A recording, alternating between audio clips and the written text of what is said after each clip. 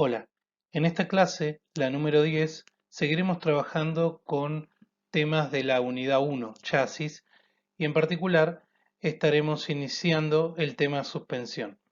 En esta clase vamos a ver la física que rodea a los elementos básicos de la suspensión, como así también a sus elementos constitutivos, dejando para la clase siguiente, la número 11, las distintas disposiciones o sistemas de suspensión, es decir, cómo se conectan estos elementos y las distintas geometrías que tienen, como así también los elementos de suspensión activa. Comencemos viendo cuáles son las funciones de la suspensión. Su misión es, por un lado, evitar al máximo que las incidencias de la carretera, como lomos de burro, pozo y otras irregularidades, se transmitan a los órganos del vehículo. Y por otro lado, que se mantenga siempre el contacto del neumático con el pavimento. Recordemos que los parches de contacto de los neumáticos son los únicos puntos de vinculación entre el vehículo y el camino. En esos puntos es donde se aplican todas las fuerzas, ya sea verticales, laterales y longitudinales. Estas dos, estas dos misiones lo que buscan son proteger al vehículo, los ocupantes y la carga de las irregularidades del camino. Estas irregularidades, si tuviéramos un sistema de suspensión deficiente o la ausencia de uno, al pasar por encima de un pozo, por ejemplo, podríamos primero dañar el vehículo desde el punto de vista de la vinculación de la rueda con el mismo. Esas vibraciones se transmitirían a los ocupantes, em, algo que podría provocar lesiones más allá de la falta de confort, y también la carga podría empezar a moverse, a saltar y a sufrir golpes que la dañarían. Por supuesto, esto de la ausencia de suspensión está llevado al extremo, pero entre una buena suspensión que cumpla esto eh, y, digamos, la ausencia de una, hay todo un gris que podemos llenar con distintas configuraciones de suspensión.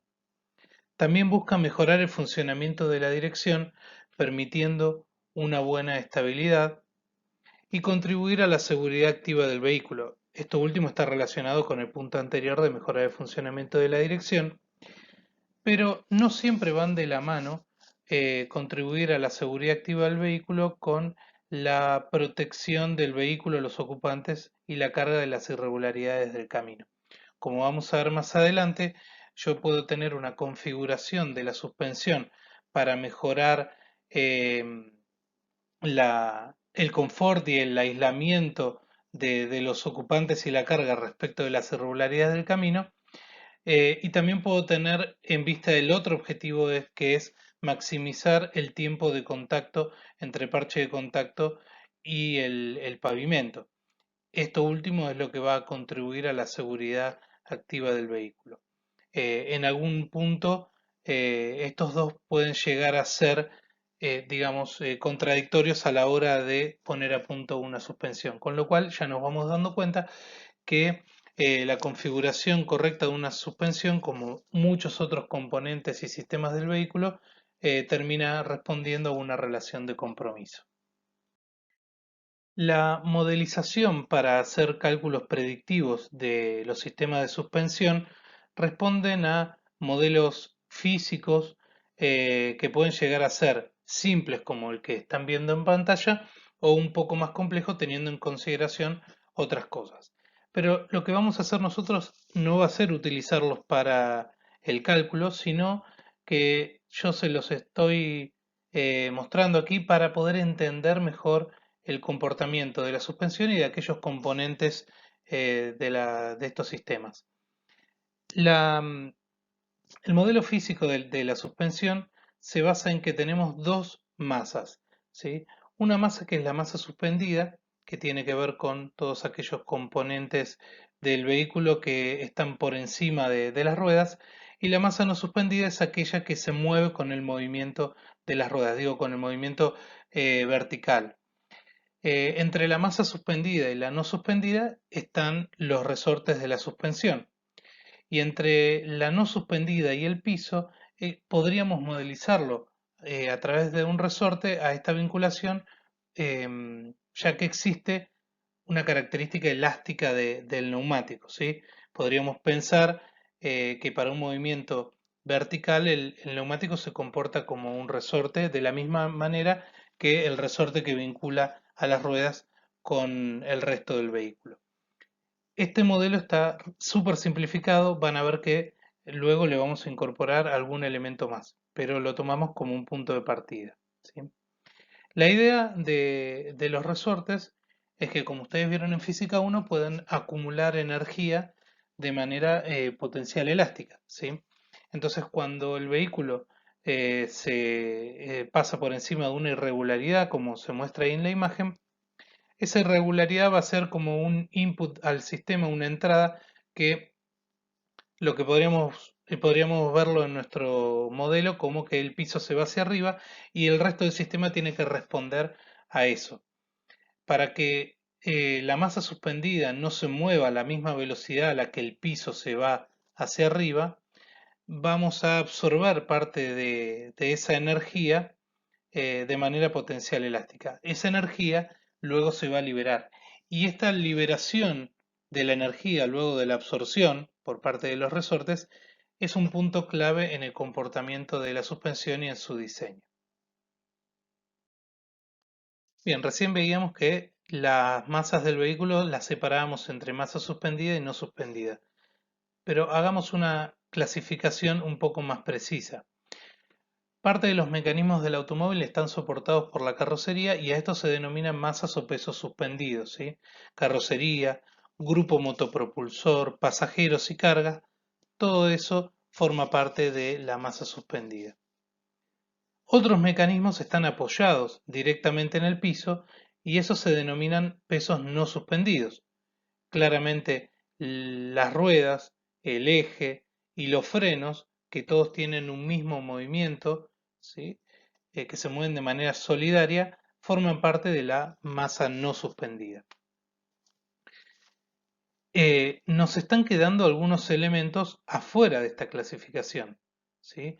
Ahí tenemos, por ejemplo, una suspensión en donde la pieza amarilla tendría el movimiento de las ruedas y los frenos, y de hecho esa pieza también formaría parte de la masa no suspendida. Por otro lado, tenemos la vinculación a la carrocería del vehículo, al chasis, que es la parte de color gris, que tienen un movimiento solidario a todo lo que llamamos masa suspendida. Sin embargo, tenemos otros elementos que tienen otro tipo de movimiento. Esas dos parrillas de suspensión, la superior y la inferior, no podríamos decir que tienen un un movimiento de traslación vertical puro, sino que en realidad están teniendo un movimiento de rotación, y tampoco podríamos decir que no se mueven. Hay una parte, la de la vinculación de chasis, que está quieta, y otra parte, la de la vinculación a la masa no suspendida, que se está moviendo. De la misma manera, el resorte y el amortiguador también tienen en algún punto un movimiento compuesto. Entonces, ¿qué hacemos con estos elementos a la hora de calcular masa suspendida y no suspendida? Una simplificación que se suele hacer es tomar un tercio del peso de estos elementos que tienen un movimiento compuesto, como brazos de suspensión, resortes y amortiguadores, para sumarle a los pesos suspendidos, a la masa suspendida, y el resto se le suma a la masa no suspendida. Esa es una aproximación más o menos útil para no tener que estar haciendo todo un análisis cinemático y dinámico que es un poco más complejo, que según el nivel de modelo de predicción que querramos usar podría llegar a valer la pena, pero si queremos simplificar, esta es una forma útil de hacerlo. Al principio decíamos que las funciones de la suspensión en algún punto pueden llegar a ser contradictorias cuando trabajamos sobre el diseño de las mismas. En los dos extremos de los diseños de suspensión existen, por un lado, los autos de alta performance con una suspensión dura, diríamos, cuando decimos dura nos referimos a resortes, ¿sí? Con alta constante elástica, resortes rígidos, y lo que vamos a lograr de esa forma es sacrificar el confort en pos de la capacidad para tomar las curvas. Em, Por supuesto que cuando tenemos una suspensión rígida el confort se ve disminuido. Esto no quiere decir que una suspensión dura siempre me va a servir para un comportamiento deportivo. Si estamos hablando de que el vehículo se va a mover sobre una superficie sin demasiados saltos, y una superficie lisa, entonces una suspensión dura puede funcionar muy bien. Pero si por otro lado nos vamos a encontrar con irregularidades en el camino, llevándolo al extremo de un vehículo de competición, podríamos hablar de los pianos en el borde interior de una curva. Una suspensión dura no va a ser la más adecuada para sobrellevar esa situación. Ni hablar de si tomamos un auto diseñado para competir en una pista lisa, sin irregularidades, y lo llevamos a un camino de ripio. No va a funcionar muy bien porque no solo va a perder confort, sino también capacidad de mantener en contacto al neumático con el piso. ¿Sí? Por eso esto de que la alta performance está relacionada con una suspensión dura tiene que ver con que exclusivamente el vehículo se va a mover en una pista. Por otro lado, yendo a los vehículos de producción, volviendo a los vehículos de producción, nos encontramos con los autos de lujo que montan suspensiones blandas, que ceden capacidad al doblar para lograr un confort máximo. En realidad, esta dicotomía entre los dos, entre autos de alta performance con suspensión dura y autos de lujo que montan suspensiones blandas, son más bien algo del pasado. eh, Porque un vehículo de lujo se suponía que no se iba a utilizar eh, con fines deportivos. Y eso es algo que hoy en el mercado ya no se concibe más. Los vehículos que son caros van a... los clientes de esos vehículos caros también van a pretender por lo general un comportamiento deportivo. Entonces hoy es muy difícil encontrar un vehículo de lujo con suspensiones decididamente blandas. Las suspensiones más blandas en realidad las terminan montando en los vehículos actuales aquellos de gama más baja y de uso decididamente urbano, ¿sí? Porque en el uso urbano nos vamos a encontrar con muchas más irregularidades que un vehículo que sale por lo general a la ruta o se va a utilizar en una pista con fines deportivos. Em, los vehículos de gama media alta hacia arriba hoy tienen un comportamiento más mixto entre los dos, ¿sí? Son un compromiso entre estas dos y un compromiso que se suele lograr incluso con suspensiones adaptativas, suspensiones que tienen la capacidad de poder cambiar su configuración de amortiguadores, más que nada para alternar entre una suspensión dura y una suspensión blanda, ya sea a pedido del conductor o de manera activa leyendo lo que el vehículo va encontrando en el camino. Introduciéndonos ya en los elementos de la suspensión, vamos a comenzar con los elementos elásticos. El elemento elástico por excelencia de la suspensión es el resorte, ¿sí? El resorte es, como dijimos, el elemento que va a deformarse y a acumular energía potencial elástica a medida que se produce esa deformación. Eh, los resortes tienen distintas características y uno de los ítems más importantes es la elasticidad, el coeficiente elástico, ¿sí? Esto es algo que se estudió en Física 1 y ustedes conocen que el coeficiente elástico es la relación entre la fuerza que tengo que hacerle a un resorte para que se deforme una determinada longitud. Cuanto más fuerza tengo que hacerle para que se deforme una misma longitud, más rígido va a ser el resorte. Y si monto un resorte con un coeficiente elástico mayor, es decir, un resorte más rígido, vamos a estar hablando de una suspensión más dura, entre comillas, ¿sí? Bien, ahora una vez que el resorte acumula esa energía potencial elástica, una vez que desaparece la causa que generó esa deformación, el resorte va a tender a devolver esa energía. Y una vez que la devuelve, muy probablemente lo único que lo frene sea el mismo resorte al volver a estirarse luego de que se comprimió. Y cuando quiere devolver esa energía después de haber sido estirado, volvemos a una compresión. Entramos en lo que conocemos como movimiento oscilatorio armónico, ¿sí? La energía que ocasiona la deformación del resorte es devuelta como una reacción elástica y se forman oscilaciones. Esto es algo que también se ve en física 1. Entonces, si dejamos oscilar a una masa vinculada con el chasis por un resorte, lo que vamos a tener es un comportamiento como el que vemos ahí en la figura. Un movimiento oscilatorio armónico tiene algunas características especiales que también van a ser de interés, por supuesto, para la suspensión. Esa función senoidal que estamos viendo ahí va a tener características como, por ejemplo, el período, que es el tiempo que dura una onda completa, ¿sí? El período es a su vez la inversa de la frecuencia, ya que la frecuencia es cuántas veces sucede ese periodo en un segundo, y el período tiene una relación con las características del sistema. Las dos características principales en este sistema tan simple de una masa sostenida en un resorte son el valor de esa masa en kilos y la constante elástica del resorte. Podemos obtener entonces el período natural de oscilación de este sistema a través de esa fórmula de 2pi por la raíz cuadrada de la masa sobre la constante elástica del resorte. Es decir, que si nosotros modificáramos el valor de la masa, va a cambiar su período y por lo tanto su frecuencia natural de oscilación, como así también cambiaríamos este valor si modificamos la rigidez del resorte.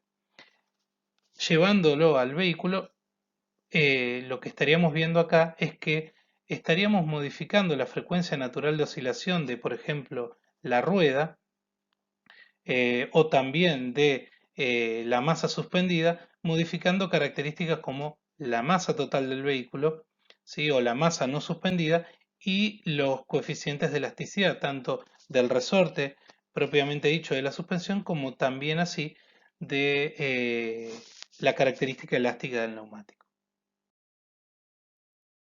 Veíamos recién que la frecuencia es la inversa del periodo, entonces podemos hacer este reemplazo si queremos que la fórmula nos quede en función de la frecuencia, ¿sí? Que es un valor que vamos a utilizar mucho más que el periodo. De todas maneras, como decíamos recién, la frecuencia va a depender, la frecuencia natural de oscilación va a depender de la masa y de la constante elástica. Al menos en este modelo tan simple como vimos de un solo resorte y una masa. ¿Sí? Lo estamos mostrando de manera simplificada para poder entender la influencia que tienen estas variables sobre el comportamiento. Ahora, en el vehículo el modelo es un poco más complejo porque, como ya vimos, tiene dos masas que están oscilando y estas dos masas están vinculadas a través de dos resortes de distintas características, ¿sí? La modelización de algo así excede un poco a lo que buscamos en este curso. Pero lo que nos interesa es cuáles son los objetivos que se persigue a la hora de diseñar una suspensión, como por ejemplo que se trata de ubicar a la frecuencia natural de oscilación de la masa suspendida, es decir, la carrocería y por lo tanto la frecuencia a la que va a oscilar cada uno de los ocupantes en torno a un hertz. ¿Por qué? Porque una cifra superior excita al sistema nervioso y una cifra muy inferior provoca el mareo. Pensemos en, eh, no sé, si nos subimos a un karting, ¿sí? Claramente las frecuencias naturales de oscilación están por encima de un hertz y cualquiera que haya manejado ese vehículo se acuerda de la vibración constante que está sufriendo y que esa vibración es mucho mayor a un hertz. Y por otro lado, cualquiera que se haya embarcado alguna vez en el mar se podrá dar una idea de de que la frecuencia de oscilación, en este caso dada por el movimiento de las olas, es inferior a un hertz y esto es lo que provoca el mareo. También hay que tener en cuenta la frecuencia de oscilación de la masa no suspendida, ¿sí? La frecuencia natural de oscilación para esas masas está en torno entre 10 y 16 Hz. Como ven, existe una diferencia sustancial en la frecuencia de oscilación entre cada uno de los sistemas que iba a depender de la rigidez de los resortes de la suspensión, de la rigidez de los neumáticos y del valor de masa suspendida y de masa no suspendida. Hasta aquí vimos a los elementos elásticos, a los resortes desde el punto de vista de su función.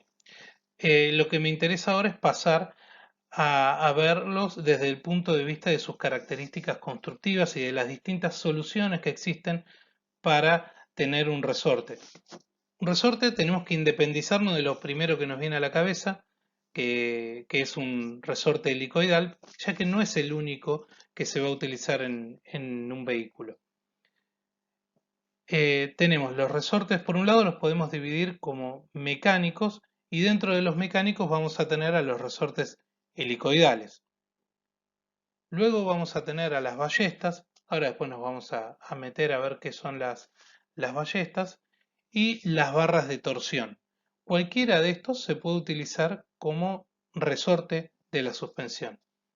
Así también tenemos en contraposición a los mecánicos a los resortes neumáticos. Los resortes helicoidales están constituidos por una varilla cilíndrica de un acero especial para resortes, arrollado en forma de hélice.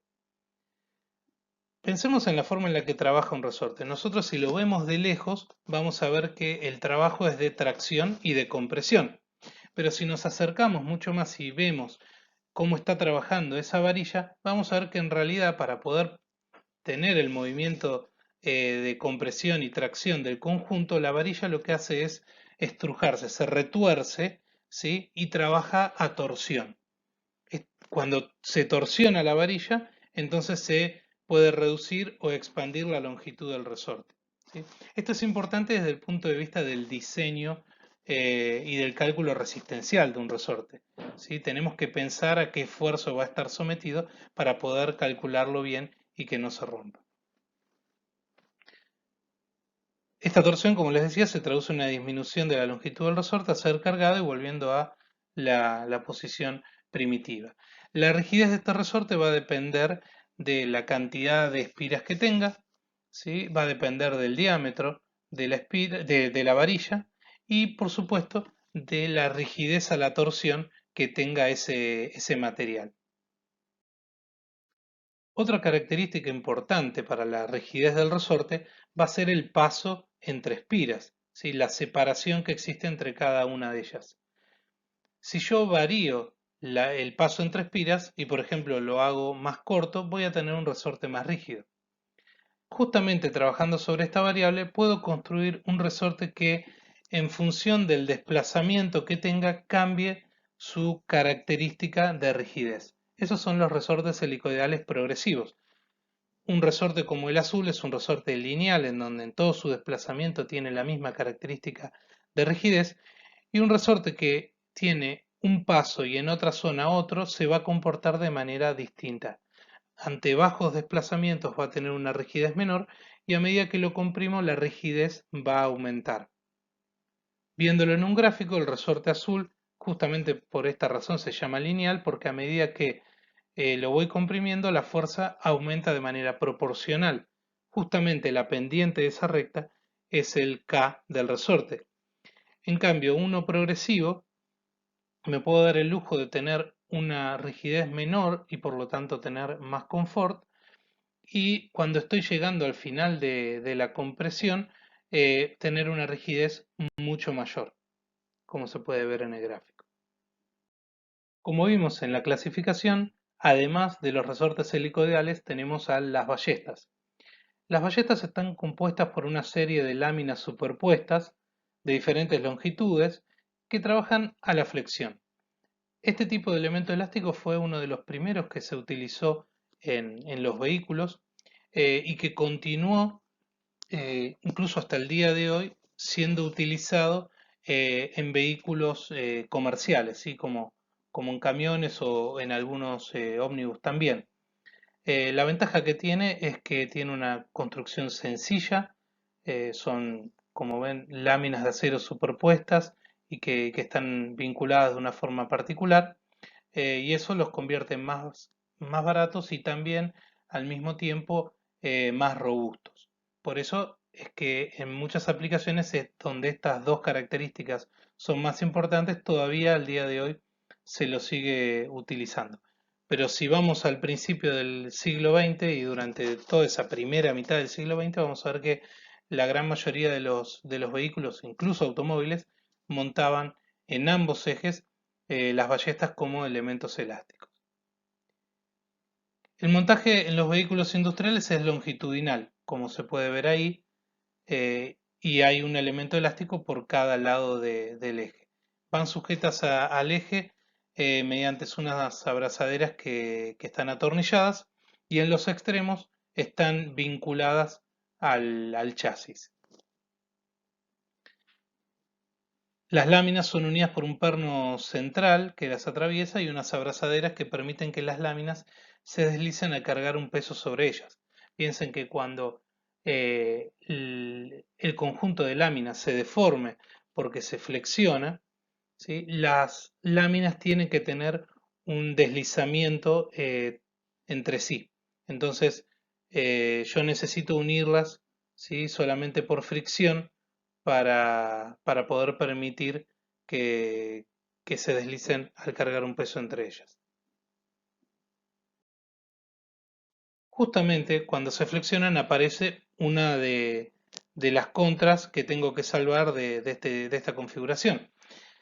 Cuando una pieza se flexiona, si su longitud se mantiene, los puntos de apoyo tienen que acercarse, ¿sí? Si bien el material es un material elástico, en este caso su longitud no va a cambiar mucho.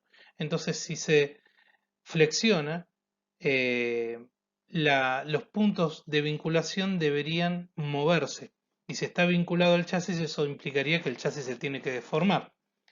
Lo voy a salvar utilizando un elemento móvil como el que se muestra ahí, que me va a permitir que siga vinculado al chasis, pero que le permita cambiar su longitud gracias a que esta pieza pivotee, ¿sí? A estas piezas se las llama gemelas. El otro elemento que sigue es la barra de torsión. No hay que confundir con la barra estabilizadora, que es un elemento que vamos a ver después. La barra de torsión hace uso de la rigidez a la torsión que tiene cualquier material. De hecho, una rigidez que vimos que era clave a la hora de un resorte helicoidal, porque si bien el resorte helicoidal trabaja tracción y compresión, la varilla trabaja la torsión. Bueno, en este caso, la varilla va a trabajar a la torsión, pero no va a estar enrollada, sino que es una barra recta a la que voy a torsionar. Fíjense, en un extremo tengo un anclaje fijo al chasis en donde la barra no puede girar. Y del otro lado voy a tener un brazo que lo voy a vincular al movimiento vertical de la suspensión y que va a hacer que esta barra en el otro extremo sufra un giro. Cuando la barra sufre un giro en un extremo y el otro lado está fijo, decimos que se torsiona, ¿sí? Como también tiene una rigidez a la torsión y hay un coeficiente de rigidez a la torsión, esto puede trabajar de la misma manera que un resorte helicoidal. Y la diferencia está en que en vez de hablar de un desplazamiento lineal, vamos a hablar de un desplazamiento angular. La vinculación con el chasis por lo general es un extremo estriado, ¿sí? Que me va a servir de anclaje y ahí lo pueden ver montado en un vehículo. Las barras de torsión son esas rojas que aparecen ahí. Como pueden ver, el brazo que la une a la rueda, ¿sí? Va a rotar respecto de justamente donde está la barra va a girar y en la vinculación que está más cerca aquí en la foto es donde va a estar anclado, ¿sí? Cuanto más larga sea la barra, menos rígida va a ser, ¿sí? De la misma manera que un resorte helicoidal, cuanto más largo es, menos rígido va a ser. ¿Cuál es la ventaja que tiene esta configuración? Bueno, primero que saco al resorte helicoidal porque justamente este elemento lo reemplaza y bueno, el resorte helicoidal en la zona de la suspensión puede llegar a ubicar un espacio importante y que de acuerdo a el diseño de cada vehículo pueda ser un espacio valioso. Por lo general, el espacio que ocupa una barra de torsión en un vehículo como el que estamos viendo ahí, puede ser un espacio que no sea utilizado, ¿sí? Estas barras hoy se utilizan en algunos vehículos, en algunas camionetas, ¿sí? Y bueno, por lo general como tienen una carrocería montada sobre un chasis, este espacio suele estar libre, así que se puede aprovechar muy bien con las barras de torsión. Una ventaja que tienen es un montaje y desmontaje simple, ¿sí? Además, puedo cambiar fácilmente, ya que tiene un montaje simple, por una barra de, por ejemplo, otro diámetro y que me va a dar una rigidez con otro valor.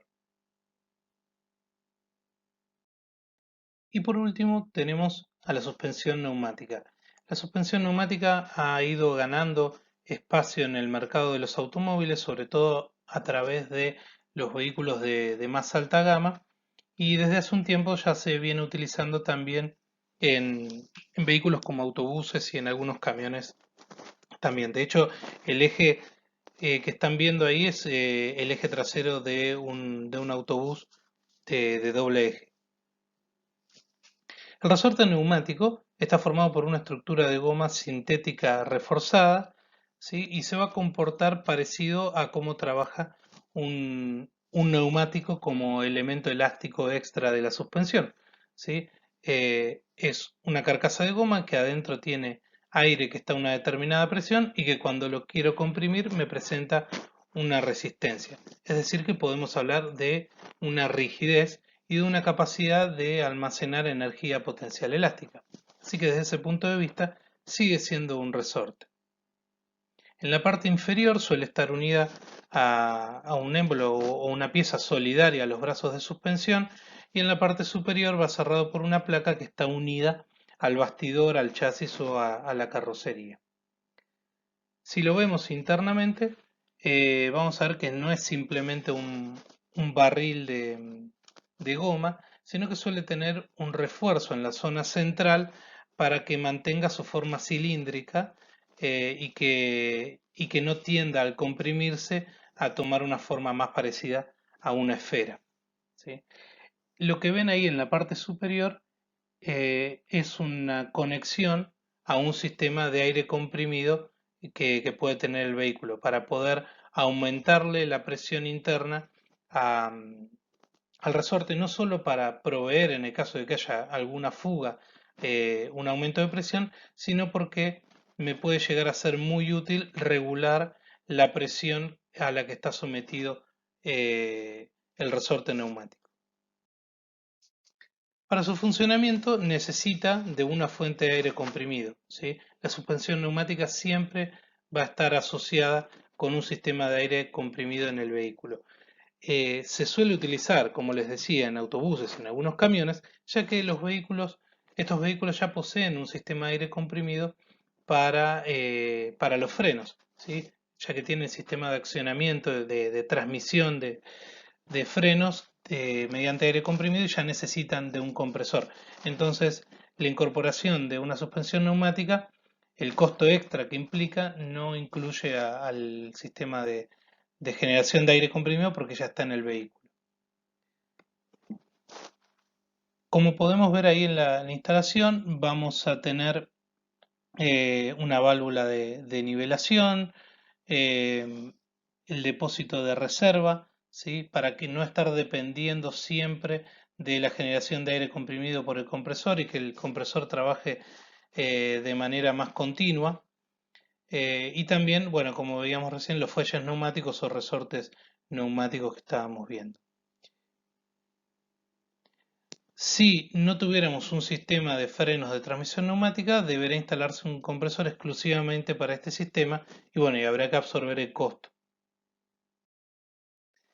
En una suspensión neumática, la variación de volumen provoca una variación de presión, ¿sí? Es decir, cuando comprimo el resorte neumático va a haber un aumento de la presión y esa presión va a generar una fuerza, ¿sí? Esta fuerza de reacción está en función de justamente el desplazamiento, la presión interna, es decir, la presión que tiene el resorte en el momento en que lo empiezo a presionar, ya que la fuerza, justamente ven, está relacionada con la presión y también la superficie. ¿Y de qué depende la superficie para poder hacer un cálculo de esta fuerza? Bueno, se calcula a partir de un diámetro medio de, del resorte y bueno, haciendo pi por diámetro al cuadrado sobre 4 se obtiene esa superficie.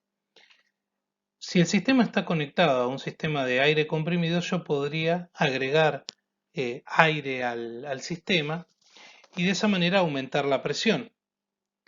Entonces puedo tener, ¿sí?, distintas configuraciones. Si yo quisiera tener una suspensión más rígida, le podría aumentar la presión, aumentaría la rigidez. El tema es que va de la mano con un aumento de la longitud. ¿A qué voy? Imagínense que tengo un vehículo que tiene una determinada presión, ¿sí?, y yo lo empiezo a cargar. Lo que va a suceder es que a medida que lo cargo, se va a ir comprimiendo cada uno de los resortes y va a bajar la altura del vehículo. Si yo quisiera mantener la altura del vehículo a pesar de que lo cargo, podría inyectarle aire a los resortes. Para inyectarle aire voy a necesitar aumentar la presión y de esa manera el vehículo se va a levantar. Entonces esta es una función que puede llegar a ser útil en los sistemas de suspensión neumática porque podría, por ejemplo, como les decía, aumentar la presión para mantener constante el despeje del suelo o podría decididamente aumentar el despeje del suelo si tuviera que en un vehículo todoterreno superar un obstáculo eh, en donde requiera un mayor despeje del suelo. O también poder bajar el despeje cuando estoy viajando en ruta o autopista para mejorar el comportamiento aerodinámico. Desde el punto de vista de, de la adaptabilidad de la suspensión, los resortes neumáticos son los únicos que me ofrecen la posibilidad de cambiar, ya sea su rigidez como su altura. Entonces, en aquellos vehículos en donde quiera modificar estos valores, voy a tener que recurrir a un sistema de suspensión neumática. Bien, una vez que ya analizamos los resortes, nos queda incorporar otro elemento clave en la suspensión del vehículo, como lo son los amortiguadores. Los amortiguadores tienen un comportamiento completamente diferente al de un resorte y su función en nuestro modelo de la suspensión también lo es. El resorte tenía como función acumular energía potencial elástica para poder absorber la irregularidad del suelo. Si observamos la imagen de la pantalla, vamos a ver que lo que a nosotros nos interesaría es que la rueda pueda moverse eh, copiando la irregularidad del suelo sin que el vehículo tenga un mayor desplazamiento, sin que la masa suspendida se mueva demasiado.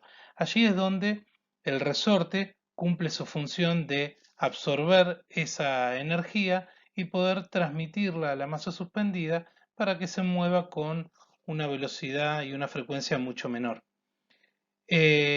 La gran función del amortiguador aparece con la contracara del resorte, porque el resorte nos sirve para acumular esa energía provocada por la deformación, pero si lo dejamos funcionar solo, lo que va a provocar es un movimiento oscilatorio de la masa suspendida y eso no es para nada bueno, porque lo que nosotros buscaríamos es que una vez que superada la irregularidad del suelo, la rueda y la masa suspendida vuelvan al mismo comportamiento que tenían antes, ¿sí? Que este efecto de, de movimiento de la masa no suspendida respecto de la suspendida termine rápidamente después de la irregularidad.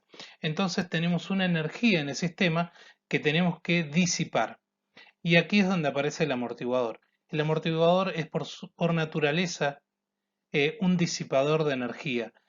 Siempre va a poner una oposición al desplazamiento y esta oposición va a ser mayor cuanto mayor sea la velocidad del desplazamiento, ¿sí? no depende de la extensión, como en el caso del resorte, sino que su fuerza depende de la velocidad. Y siempre se opone al movimiento, algo que no sucede con el resorte, ¿sí? El resorte va a oponer una fuerza de acuerdo a la posición en la que esté, pero no necesariamente es contraria al movimiento. Pensemos en lo que sucede después de que el resorte se comprimió, justo después de la irregularidad. El resorte va a intentar descomprimirse y va a ayudar a que la rueda se mantenga pegada al suelo. Pero luego va a tender en su movimiento oscilatorio armónico a tratar de elevar la carrocería nuevamente. Y quizá en este movimiento que va a seguir, la rueda puede llegar en algún momento a perder carga vertical respecto del suelo. Y eso es lo que nos perjudicaría en la seguridad activa del vehículo, porque si por causa de la suspensión la rueda pierde carga vertical, estamos perdiendo capacidad de adherencia, ¿sí? Entonces por eso tenemos que erradicar rápidamente el movimiento oscilatorio armónico que provocaría el resorte. Si nosotros no tuviéramos un amortiguador, la masa suspendida oscilaría constantemente y esto redundaría en un andar inestable y poco confiable. No vamos a encontrarnos con un vehículo sin amortiguador porque es esencial, pero sí podemos ver los efectos de un amortiguador que está en mal estado y que falla. Los invito a ver el video del cual tienen el link en la presentación o pueden buscar en YouTube con el título que aparece ahí y van a ver la comparación entre un mismo vehículo con amortiguadores en buen estado y otro en mal estado en distintas situaciones de conducción y van a poder ver los efectos que tiene no poder disipar la oscilación natural de las masas porque el amortiguador está en mal estado. Si actualizamos nuestro modelo físico de la suspensión, vamos a incorporar el amortiguador en paralelo al resorte de la suspensión, ¿sí? Y de esta manera nos quedaría completo. Alguien podría decir, bueno, pero el neumático también tiene un comportamiento similar al del amortiguador. Desde el punto de vista de la histéresis, recuerden que la resistencia a la rodadura tenía que ver con que había parte de energía de la compresión y extensión del neumático que se perdía en fricción interna. Y es verdad, si quiero afinar el modelo, tendría que poner en mi modelo una especie de amortiguador entre masa no suspendida y el piso para copiar el funcionamiento del neumático. La verdad es que es tan baja eh, la característica amortiguadora del neumático, al menos respecto al amortiguador propiamente dicho del sistema de suspensión, que se puede despreciar sin ninguna implicancia importante.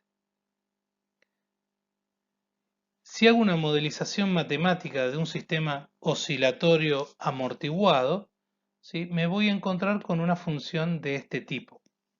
¿Qué tengo en esa función? Bueno, fíjense que hay tres factores que se están multiplicando. El primero es una constante, la constante A, que me va a hablar de la amplitud de la onda, ¿sí? Porque cuando A vale 1, para los otros valores en el tiempo cero también va a valer 1. Entonces lo que hace el factor A es darle el valor de amplitud a la onda.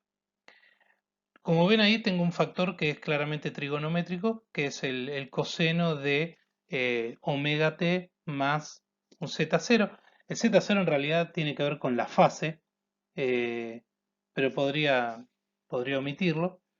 Y el omega t tiene que ver con el t es la función, perdón, es nuestra variable que es el tiempo, y el omega es la frecuencia natural de oscilación, ¿sí?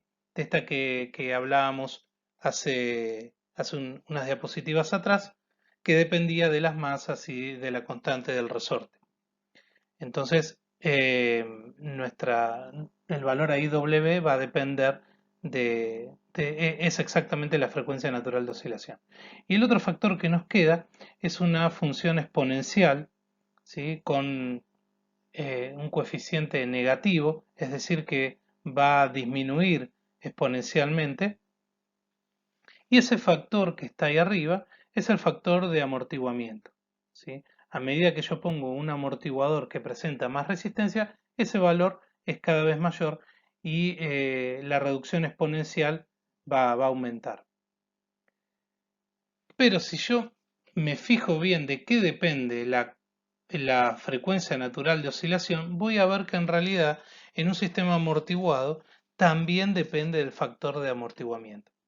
A ver, yo les dije de entrada de que nosotros no íbamos a hacer cálculos desde el punto de vista de la suspensión, pero el punto al que quiero llegar con esta fórmula, que ustedes después la van a ver en materias más avanzadas de la carrera cuando estudien estos tipos de sistemas, al menos de manera genérica, es que en un sistema amortiguado, la frecuencia natural de oscilación se ve alterada también por el factor de amortiguamiento, ¿sí? No depende solamente de las masas y de la constante elástica del resorte, sino que yo puedo modificar esa constante eh, modificando también la constante de amortiguamiento, como se puede ver ahí en la fórmula, en donde el omega es en realidad la raíz cuadrada de la frecuencia natural de amortiguamiento del sistema sin amortiguación, perdón, la frecuencia natural de oscilamiento del sistema sin amortiguación, menos ese término que involucra al factor de amortiguamiento. Ahí tienen la función, ¿sí? Y aquí se puede entender cada uno de los términos que yo les explicaba recién. Es claramente una función trigonométrica del tipo sinusoidal, en donde su amplitud va cambiando con el tiempo y la amplitud va decreciendo de manera exponencial, justamente porque la función coseno está siendo multiplicada por una función exponencial con coeficiente negativo. Si se fijan en el tiempo cero, el valor es 1, ¿sí? Porque en este caso A valdría 1, pero si yo cambio A y le pongo 2, todo esto se va a multiplicar por 2 y en realidad me está hablando de un ajuste en mi función para la amplitud de oscilación. Si yo hago que mi sistema tenga un amortiguamiento mayor, ¿sí? La disminución de la amplitud se acelera, cada vez se disminuye más rápido, ¿sí? Y también, como ven, va a cambiar la frecuencia de oscilación. Si yo aumento y aumento y aumento el amortiguamiento, va a llegar a un punto en donde el sistema va a estar sobreamortiguado. Sobreamortiguado es que ya ni siquiera permite oscilaciones, ¿sí? El amortiguador absorbe completamente la energía del resorte y de esa manera no deja oscilar para nada el vehículo. No se busca llegar a este punto, se trata de trabajar en un sistema eh, subamortiguado como ese que vemos ahí. ¿Cómo está compuesto internamente un amortiguador y cómo es que cómo puede disipar energía? Bien, lo hace haciendo fluir un líquido, un aceite, a través de espacios muy pequeños, ¿sí? Entonces aquí va a entrar en juego una variable física que es la viscosidad. La viscosidad de un fluido es su resistencia a fluir.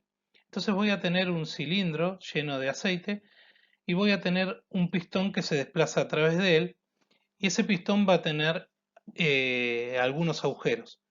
Por esos agujeros es por donde el fluido va a pasar de un lado del pistón al otro lado del pistón al mismo tiempo que el pistón se desplaza. Como estos lugares por donde pasa el fluido son pequeños, va a provocar una resistencia al desplazamiento debido a la resistencia a fluir. Por lo tanto, si tengo un fluido más viscoso, ¿sí? Va a aumentar la resistencia al desplazamiento que va a tener el amortiguador. También si hago los agujeros más pequeños, para el mismo fluido va a aumentar la resistencia al desplazamiento, ¿sí?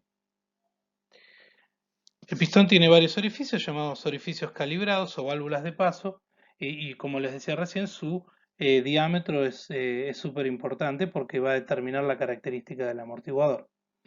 El comportamiento que tiene un amortiguador, como les decía, es que cuanto más rápido quiera desplazarlo, más resistencia me va a oponer al movimiento. El pistón resulta más o menos frenado dependiendo de lo difícil que sea el paso de aceite entre ambas cámaras colocadas en cada lado del pistón. En el montaje en el auto, el cilindro va fijado al chasis y el pistón al eje o brazo de suspensión, con lo cual en el dibujo tendremos que darlo vuelta, ¿sí? Se debe tener en cuenta el volumen de la varilla que se desplaza con el pistón. No sé si lo habían pensado viendo el dibujo anterior, pero a medida que el pistón se va moviendo, se va introduciendo dentro del cilindro más longitud de la varilla y por lo tanto más volumen de la varilla. Con lo cual tendría que expandirse el volumen del cilindro para poder contenerlo, ya que el fluido que estoy utilizando es un fluido incompresible. Si yo lo diseñara como en el dibujo anterior, no se podría desplazar, ya que para poder desplazarse tendría que o aumentar el volumen del cilindro o comprimirse el líquido y ninguna de estas cosas va a ser posible. Lo que tengo que hacer es llenar de aire o de gas, que usualmente se utiliza nitrógeno, a una de las cámaras del amortiguador, ¿sí? Tengo lo que se llama un cojín o almohadón de gas y un pistón desplazable, ¿sí? Que me va a permitir que a medida que va ingresando la varilla, ese volumen sea absorbido por el gas que se va comprimiendo, porque un gas sí es compresible, pero no así el líquido. Entonces de esa manera soluciono el problema de el cambio de volumen que voy a tener dentro del cilindro. Existen además los amortiguadores bitubo para esto, pero bueno, eso se los dejo para que lo vean en el libro. Seguramente quienes adelantaron la lectura ya sabrán a qué me refiero. La función es la misma, nada más que la configuración geométrica interna del amortiguador es diferente. La viscosidad del aceite es clave y por lo tanto tiene que ser la adecuada, no solo en la selección del aceite, sino también de que ésta se mantenga constante durante el funcionamiento. Piensen que el movimiento del aceite a través de los orificios va a provocar una resistencia y esa resistencia por un desplazamiento va a ser trabajo y el trabajo es energía y esa energía va a aparecer en forma de calor. El calor va a elevar la temperatura del aceite. Entonces, si cambia la temperatura, muchas veces hay fluidos donde su viscosidad es sensible a la temperatura. Claramente, por ejemplo, el aceite para la cocina, eso se ve muy claro cuando lo echamos en una sartén que está fría y a medida que se va calentando su fluidez cambia su viscosidad. Y a mí me gustaría que en este dispositivo la viscosidad se mantenga lo más constante posible, porque de la viscosidad depende su característica de amortiguamiento. Entonces no estaría bueno que el vehículo cuando empieza a rodar tenga una suspensión con una característica y después de 10 kilómetros de uso por un camino bacheado, eh, la suspensión cambie su característica de comportamiento. ¿Sí? Así que eso es un parámetro que se tiene muy en cuenta a la hora de la selección del aceite que se va a utilizar en los amortiguadores.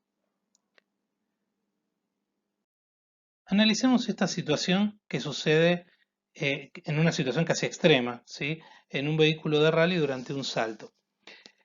El vehículo gana mucha altura y por lo tanto tiene mucha energía potencial gravitatoria que cuando caiga la van a tener que absorber los resortes. Parte de esa energía la van a absorber los resortes y parte va a ser disipada durante el movimiento de compresión por los amortiguadores, ¿sí? Así que entre los dos van a determinar cuánto es la resistencia que van a oponer a esa compresión.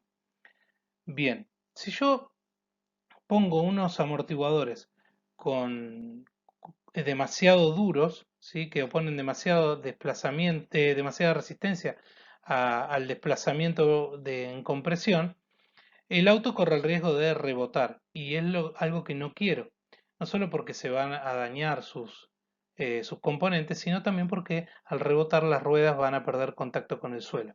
Lo que buscamos es que cuando el auto aterrice las ruedas se mantengan en contacto para que pueda seguir traccionando en este caso. Pero si pongo unos amortiguadores demasiado blandos, lo que va a suceder es que una vez que se comprimieron los resortes, esa energía a los resortes la van a devolver y el amortiguador no los va a poder frenar y el auto va a rebotar y se va a elevar luego de que absorbió la energía en la compresión. Entonces necesitaría un amortiguador que sea blando durante la compresión, pero que luego sea duro para que el resorte no pueda devolver toda esa energía de manera rápida en la expansión. Y fíjense lo que sucede en este auto una vez que aterriza. Cae y ven, se vuelve a la altura original la suspensión, pero de manera mucho más lenta que en la compresión. Cae, se comprime rápido, pero luego devuelve de manera lenta.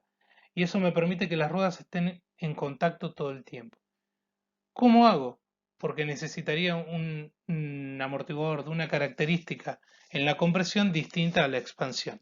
Estos son los amortiguadores de doble efecto, que justamente tienen esa característica, tienen una compresión diferente a su comportamiento de expansión.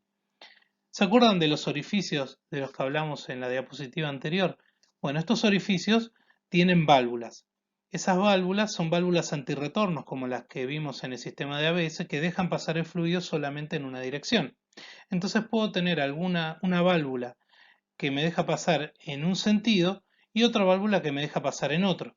Entonces yo puedo hacer que la que deja pasar el fluido durante la compresión sea de un agujero más grande, de un diámetro mayor, y el que me deja pasar en la expansión tenga un diámetro menor. Y entonces voy a tener un amortiguador blando en compresión y más duro en expansión. Este comportamiento se grafica en las curvas características de un amortiguador que están compuestas de la fuerza en función de la velocidad. ¿Sí? ¿Por qué en función de la velocidad y no de la expansión? Porque un amortiguador cambia su resistencia no de acuerdo a su posición, sino de acuerdo a la velocidad a la que está siendo comprimido. Ahí podemos ver que tenemos una curva de expansión en donde la fuerza es mucho mayor que en la etapa de compresión. En un amortiguador que no fuera de doble efecto, las curvas serían espejadas. Luego, en una adaptabilidad un poco mayor, tenemos los amortiguadores de ajuste variable, pero variable respecto de su longitud. ¿Cómo funciona esto? Bueno, tenemos una especie de bypass de un lado y otro del pistón, ¿sí? Entonces, cuando el amortiguador está en una posición central, ¿sí? No está ni en una posición más cerca de un resorte comprimido o de un resorte en expansión, eh, cuando se quiera mover el pistón, no solo va a dejar desplazar fluido a través de sus válvulas, sino que también va a poder desplazarse a través de este bypass. Entonces, al tener un lugar extra por el cual desplazarse, eh, el factor de amortiguamiento va a ser menor, porque la resistencia total a fluir va a ser menor. Ahora, cuando ya estoy en una etapa, por ejemplo, más extrema, ya sea en compresión o expansión, más cerca de los finales de recorrido, ese bypass se tapa y entonces el único lugar que tiene para pasar es a través de las válvulas y de los orificios calibrados, aumentando de esta manera el factor de amortiguamiento. ¿Sí? Entonces, de esta manera tendríamos un amortiguador que es blando en la zona central de trabajo y se vuelve más duro cerca de los extremos. Em, ¿Qué ventaja tiene esto? Bueno, una es la de ayudar a evitar a que la suspensión llegue a su tope, ¿sí? Ya que cuando está cerca del tope de expansión o de compresión, el amortiguador se vuelve más duro y presenta más resistencia. Yo puedo tener también a este bypass, lo puedo extender más cerca de los bordes y además ponerle una válvula que me permita regular la facilidad con la que se mueve el fluido. Podría dejar que se mueva libremente a través de ese bypass o podría restringirle el paso por ese bypass. Y de esa manera, sin trabajar sobre el pistón, sino con una válvula con acceso externo, podría regular la característica de comportamiento del amortiguador. Entonces podría tener un amortiguador que me permita, por ejemplo, ajustarlo al tipo de camino, ya que podría ir con un destornillador y mover esa válvula, ¿sí? El amortiguador, en ese caso, va a estar, mientras esté funcionando, siempre con el mismo factor de amortiguamiento, pero voy a poder cambiarlo si yo detengo el vehículo. Esto es muy buscado en vehículos de competición, en donde una de los factores que se van a poner a punto es justamente la dureza de los amortiguadores. Entonces, para no tener que estar cambiando por amortiguadores más o menos duros, los puedo regular dentro de un rango con esta válvula. Hasta aquí estuvimos analizando el comportamiento de un vehículo viéndolo de perfil y suponiendo que todos los obstáculos que aparecen les aparecen a la rueda derecha y izquierda por igual, ¿sí? No nos habíamos puesto a pensar qué sucede con la suspensión cuando estamos sometiendo el vehículo a fuerzas laterales. La verdad es que como aparece una transferencia de carga lateral, las ruedas exteriores y por lo tanto su sistema de suspensión se va a comprimir y las interiores se van a expandir debido a la transferencia de carga. Esto va a provocar de que el auto se incline hacia un lado, por lo general el lado de afuera de la curva, como se ve ahí en la foto. Cuando el vehículo vuelve a cambiar de dirección, el auto va a volver a inclinarse pero para el otro lado. Este efecto se llama rolido y es un efecto indeseado en los vehículos. ¿Por qué? Porque cuando la suspensión se comprime, cambia la distribución de presión sobre el parche de contacto del neumático, ¿sí? Uno va a diseñar a la suspensión para que el parche de contacto del neumático quede eh, exactamente, quede de una manera óptima para cuando el vehículo está, digamos, sin ninguna fuerza lateral ni longitudinal. Pero cuando tenemos compresión de la suspensión o expansión, la geometría de la misma cambia y el neumático apoya de manera distinta y por lo general de una manera subóptima. Y cuanto más se inclina el vehículo, peor es la situación. Por eso se trata de evitar el rolido. Una forma lógica de evitar el rolido sería hacer una suspensión más rígida. Entonces, si yo hago una suspensión más rígida, la transferencia de carga va a existir, pero ante la misma transferencia de carga, la suspensión se va a comprimir menos, ¿sí? Bueno, eso trae aparejado un problema, porque si yo hago la suspensión más rígida, después el comportamiento en recta frente a una loma de burro o un pozo, ¿sí? No va a ser el óptimo, porque si bien el auto no va a rolar, pero cuando agarre un pozo se va a sacudir todo y voy a tener una pérdida de confort y de seguridad también. ¿Cómo hago entonces para evitar el rolido sin tener una suspensión excesivamente rígida? Bueno, lo que voy a hacer es diferenciar la situación de curva de la situación de recta. Y esto lo voy a lograr a través de la utilización de una barra estabilizadora. La misión que tiene la barra estabilizadora es compensar los esfuerzos de una rueda sobre la otra del mismo eje. A ver, la barra estabilizadora no reduce la transferencia de carga, porque cuando nosotros analizamos la transferencia de carga, vimos que dependía de la aceleración lateral, de la altura del centro de gravedad y de la trocha, ¿sí? En ningún momento hablamos de la barra estabilizadora, así que la transferencia de carga va a seguir siendo la misma. Lo que voy a tratar de evitar son las consecuencias de esa transferencia de carga, es decir, voy a evitar el rolido. La barra es una barra que vincula a las dos ruedas, ¿sí? Por más que estas sean independientes entre sí, porque tengo un esquema de suspensión independiente, las voy a vincular de esta forma. En esta zona voy a tener la vinculación con la rueda y estos extremos, ¿sí? Que están vinculados a las ruedas a través de esas piecitas que se llaman bieletas, van a tener un desplazamiento vertical, ¿sí? Hacia arriba o hacia abajo. Y la barra va a estar vinculada al chasis en esta zona, aquí y aquí, en donde van a tener una vinculación en donde no les va a restringir el giro, ¿sí? No se van a poder mover ni vertical ni lateralmente, ni tampoco de manera longitudinal, pero sí va a poder rotar esa pieza en esa zona. Es como si estuviera montada sobre un buje. Entonces, cuando, imagínense, las ruedas eh, pasan sobre una loma de burro, ¿sí? Las dos van hacia arriba, la barra rota respecto de esas zonas que señalé ahí en verde y no cumple ningún efecto, ¿sí? Simplemente van a estar trabajando los resortes, los amortiguadores, ¿sí? Cuando justamente las dos ruedas pasan por el mismo obstáculo. Ahora, cuando estoy en una curva, ahí la situación de un lado y del otro es diferente porque una suspensión se va a querer comprimir. Imagínense la del lado de afuera.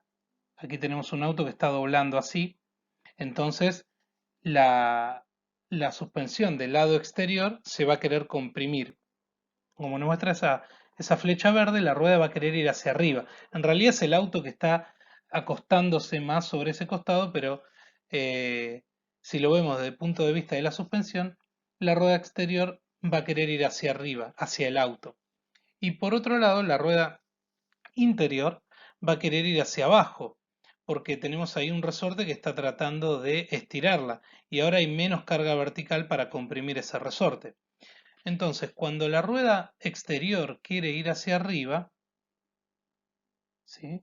Cuando la rueda exterior quiere ir hacia arriba, se quiere llevar hacia arriba a esta parte de la barra estabilizadora. Y justamente del otro lado, el otro extremo se quiere ir hacia abajo.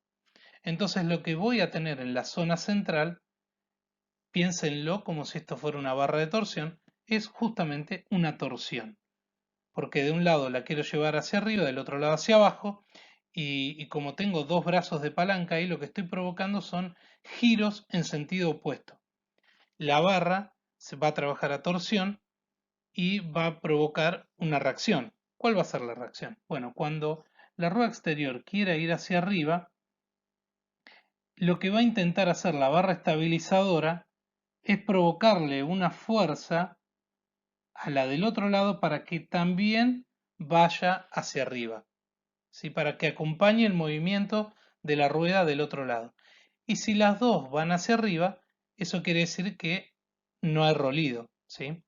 Entonces, esta vinculación ataca justamente el rolido del vehículo. Cuanto más rígida sea la barra estabilizadora, cuanto más rigidez torsional tenga, mayor va a ser este efecto, ¿sí? Bueno, entonces uno lo que pretendería es hacerla lo más rígida posible y de esta manera elimino el rolido. Pero hay una contra, ¿sí? Esto es un arma de doble filo, porque si bien me ayuda en curva, voy a tener un comportamiento en recta que puede no ser el mejor. Pero si recién habíamos dicho que en recta no trabajaba. Sí, no trabaja hasta que agarro un pozo. Cuando yo agarro un pozo con una sola rueda, ¿sí? Y la otra no, la barra estabilizadora va a trabajar porque una rueda se quiere ir hacia arriba y la otra no. Lo que va a terminar haciendo la barra estabilizadora en ese caso es un aumento de la rigidez del resorte. Es decir, el resorte sigue siendo el mismo, pero la barra estabilizadora aporta rigidez a la suspensión y es como si frente a ese pozo la rueda que lo está agarrando tuviera un resorte más duro y eso va en contra del confort, ¿sí?